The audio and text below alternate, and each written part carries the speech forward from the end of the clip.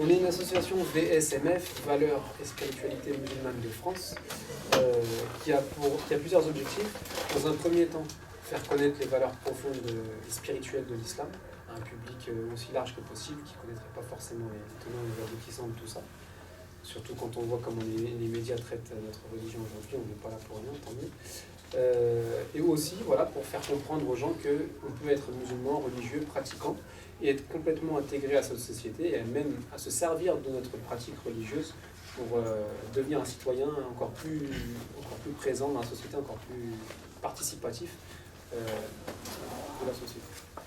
Nous essayons de mener dans cette présentation une réflexion sur le rôle que peut jouer la miséricorde de nos jours, en rappelant le modèle de la miséricorde du prophète sallallahu alayhi wa sallam. Dieu a deux noms signifiant la miséricorde qui sont Ar-Rahman et Ar-Rahim, qui signifient le tout miséricordieux et le très miséricordieux. Ces deux attributs sont mentionnés dans la phrase Bismillah ar-Rahman ar-Rahim. Au nom d'Allah, le tout miséricordieux, le très miséricordieux. Le prophète Mohammed sallallahu alayhi wa sallam a été envoyé par miséricorde pour tout le monde, toutes les créatures sans exception.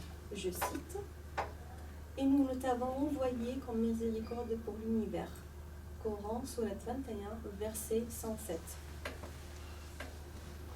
On découle de la miséricorde divine la miséricorde prophétique, un modèle que l'homme doit perpétuer.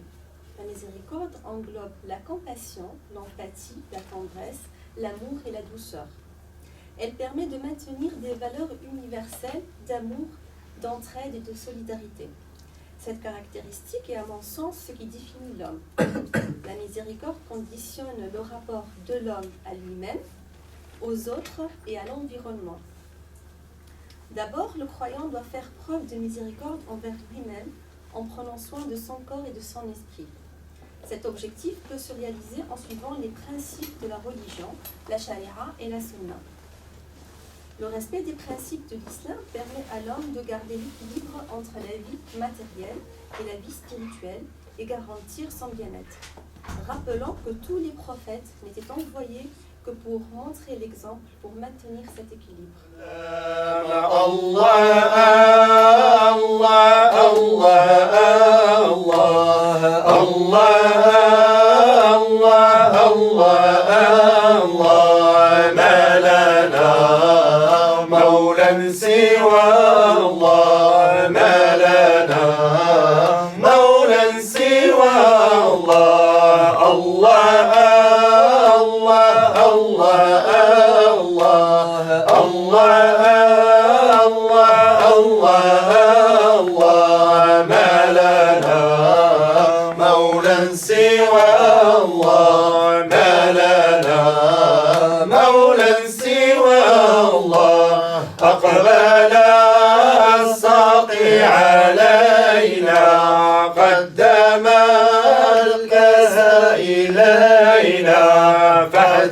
فاحتسينا وارتوينا من كؤوس الحمزاوية الله الله الله الله الله الله الله الله ما لنا مولى سوى الله ما لنا مولى سوى الله صاحب أغنام المعاشا كم ميتين أتاهم عاشا حاشا أن يخيب حاشا من أتى بصدق النية الله الله الله الله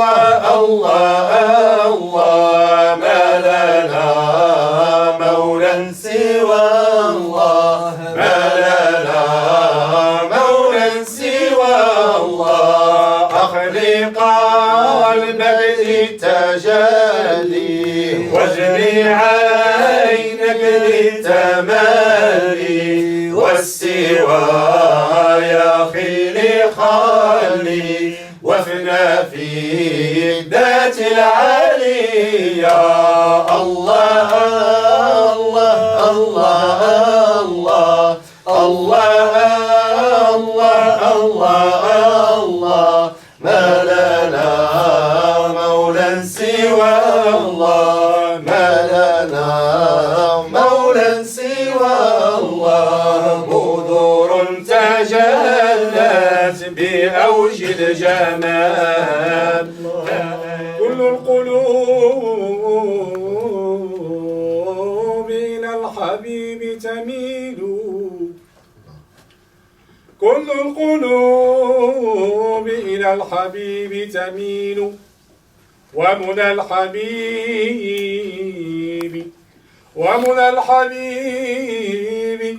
من الحبيب لقاه أما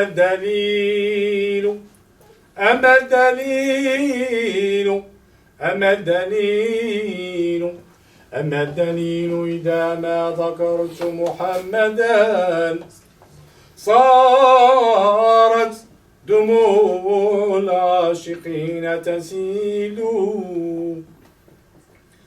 قالت أقمار الدياجي قل لأرباب الغرام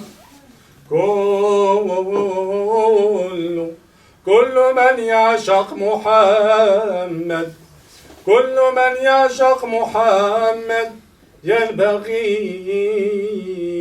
ألا ينام